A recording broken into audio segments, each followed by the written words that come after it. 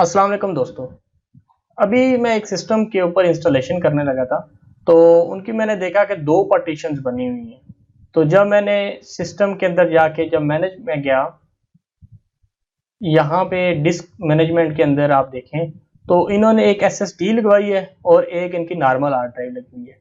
अगर अभी मैं ये करूँ कि इंस्टॉलेशन इसकी डी में कर दूँ, तो ये डी जो है इनकी नॉर्मल ड्राइव है, इनको स्पीड नहीं मिलेगी।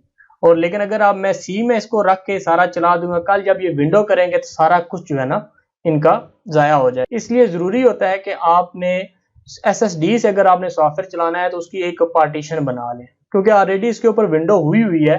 तो अब मैं देखें कि किस तरह इसके अंदर से एक नई पार्टीशन क्रिएट करता हूँ। और मैंने जो उसका ड्राइव का लेटर है वो डी रखूंगा, ताकि सी के बाद डी है।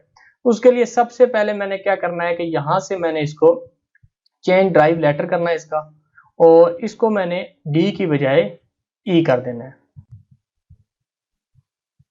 अब मेरे पास जो डी है वो मेरे पास स्पेयर हो गया। अब मैंने यहाँ पे इसी पे क्लिक करना है।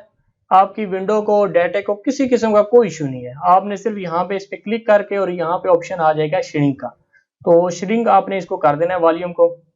आपको कितना चाहिए, अब क्योंकि ये 250 जीबी है इसलिए मैं इसकी थोड़ी सी ज्यादा कर रहा हूँ। अदरवाइज तो मैं 30-35 जीबी, अगर 128 जीबी हो ना डिस्क, तो मैं 30 से 35 जीबी इसकी स्पेयर करता हूँ डी के लिए।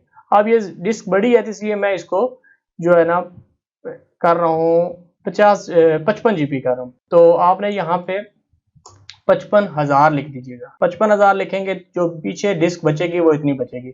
मैंने इसको श्रिंक करना है और यहाँ पे मेरे पास ये वाली अनलोकेटेड स्पेस आ गई। इसके ऊपर मैंने राइट क्लिक करके new simple volume, next next, और असाइन लेटर में डी आ गया। डी क्योंकि मेरे पास अभी स्पेयर था इसलिए खुद उसने डी को पिक कर लिया, और यहाँ पे मैंने इसको फिनिश कर दिया।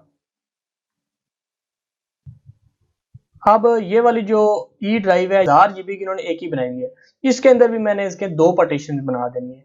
इसको भी मैंने करना है, श्रिंक करना है, और इसके अंदर से जाके तो मैंने 1000 है तो 5 लाख आपने करेंगे तो ये आपका आ जाएगा 500 जीबी आ जाएगा।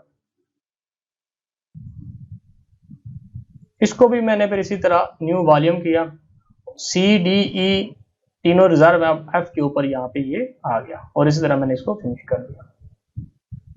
अब मैंने डी ड्राइव के अंदर से अपनी चीजें कॉपी भी करनी है और यहाँ से अपना सॉफ्टवेयर को इसको रन भी कर। उम्मीद है दोस्तों कि मेरी ये आपको वीडियो पसंद आई होगी। कमेंट्स के अंदर जरूर इसका इजहार कीजिएगा। अल्लाह आपका आमीन नासिर हो। अल्लाह हाफिज।